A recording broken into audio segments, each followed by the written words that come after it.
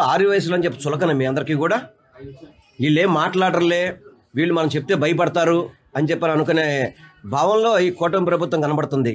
కానీ అర్థం కాని విషయం ఏంటంటే కూటమి ప్రభుత్వానికి 6 వయసులు ఏ విధంగా మంచిగా ఉంటారో వాళ్ళకి ఇబ్బంది పడితే ఎదురు తిరిగితే కూడా అదే విధంగా తిరగబడతారు. దాంట్లో ఎటువంటి డౌట్ లేదు. ఎందుకంటే ఈ రాష్ట్రం ఏర్పడిందంటే పొట్టి శ్రీరాములు వల్ల ఏర్పడింది. ఆయన 6 వయసులే, ఆయన ప్రాణాలు సైతం త్యాగం చేశారు. అటువంటి త్యాగంగా చేసే కెపాసిటీ 6 వయసులకు ఉంటుంది. అటువంటి 6 వయసులని చిన్నగా చూడడం, 6 వయసులని మేము బెదిరిస్తే భయపడతారని చెప్పి అనుకోవడం, వాళ్ళని మేము ఇబ్బంది పెడతాము, వాళ్ళ దగ్గర దోచుకుంటామంటే మాత్రం చూసుకునే పరిస్థితి అయితే ఉండదు. నేను కూటమి ప్రభుత్వాన్ని సూటిగా హెచ్చరిస్తున్నాను పూర్తిగా కూడా. ఎక్కడైనా కానీ మీరు ఈ దాడులు కనుక ఆపకపోతే రాష్ట్ర వ్యాప్తంగా కూడా 6 వయసులు ఉద్యమం చేస్తాం, దాంట్లో ఎటువంటి డౌట్ లేదు. ఈ సంఘాలన్నీ కూడా 6 వయసు సంఘాలన్నీ కూడా కూటమి ప్రభుత్వానికి తొత్తుల్లాగా పనిచేస్తున్నాయి. 6 వయసు మహాసభ కావచ్చు, ఇంటర్నేషనల్ 6 వయసు సంఘం కావచ్చు, ప్రపంచ 6 వయసు మహాసభ కావచ్చు, వీళ్ళందరూ ఏం చేస్తున్నారు? కనీసం ఇంతమంది వయసులో ఇబ్బంది పడుతున్న బయటకు వచ్చి మాట్లాడే పరిస్థితి లేదా? అంటే మీరు చంద్రబాబు తొత్తుల్లాగా పనిచేసేదానిక మీ సంఘాలు పెట్టుకుంది? మీరు పనికి రాకపోతే మీకు ఆ సంఘాలు చేయడం చేత కాకపోతే దిగిపోండి. న్యూట్రల్ పబ్లిక్ ఎక్కుతారు, ఆ సంఘాల ద్వారా 6 వయసులు న్యాయం జరుగుద్ది.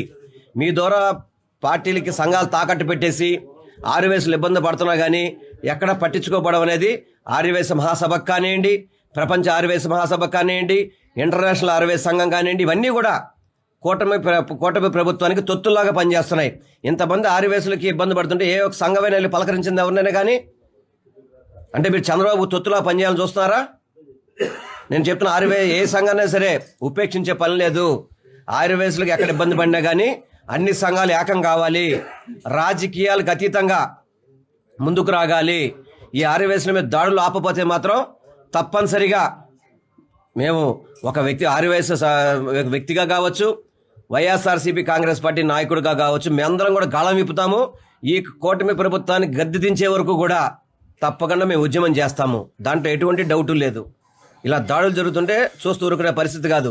ఇప్పుడేమో పొట్టి శ్రీరాములు గారి మీద ప్రేమ ఉంది, మేము అమరావతిలో 58 అడుగుల విగ్రహం పెడతామని చెప్పని వీళ్ళందరూ మాట్లాడుతున్నారు. సంతోషమే, పెట్టండి 58 అడుగుల విగ్రహం. దానికి మళ్ళీ 6 వయసుల దగ్గర చందాలు వసూలు చేయాలా? ఎన్టీ రామారావు విగ్రహం 200 అడుగులు 300 అడుగులు పెడతారంటే దానికి ఏం 11 కోట్లు డిపిఆర్ తయారు చేయడానికి 11 కోట్లు ఇచ్చినప్పుడు పొట్టి శ్రీరాములు విగ్రహం రాష్ట్ర ప్రభుత్వం పెట్టలేదా? రాష్ట్ర ప్రభుత్వం 6 వయసుల దగ్గర అడుక్కొని విగ్రహం కట్టమనా మీరు చెప్పేది? మీరు చెప్పినా చెప్పకపోయినా మహాత్మా గాంధీ గారు కానివ్వండి, పొట్టి శ్రీరాములు గారి విగ్రహాలు అందరూ అనేక మంది పెడుతూనే ఉంటారు. అది ప్రతి వీధిలో కూడా 2 విగ్రహాలు ఉంటాయి.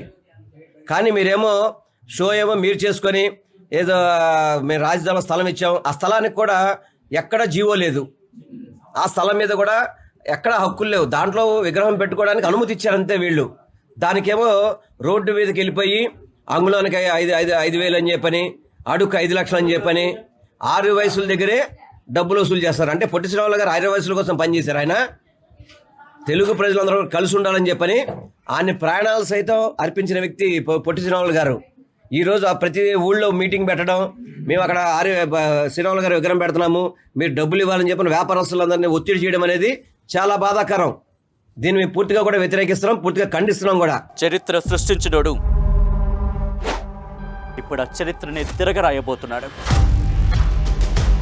అబద్ధాల గోడల్ని బద్దల కొట్టి నిజాలను రాగా మీ ముందుంచబోతున్నాడు. నిజమైన వార్తల కోసం వెంటనే డౌన్లోడ్ చేసుకోండి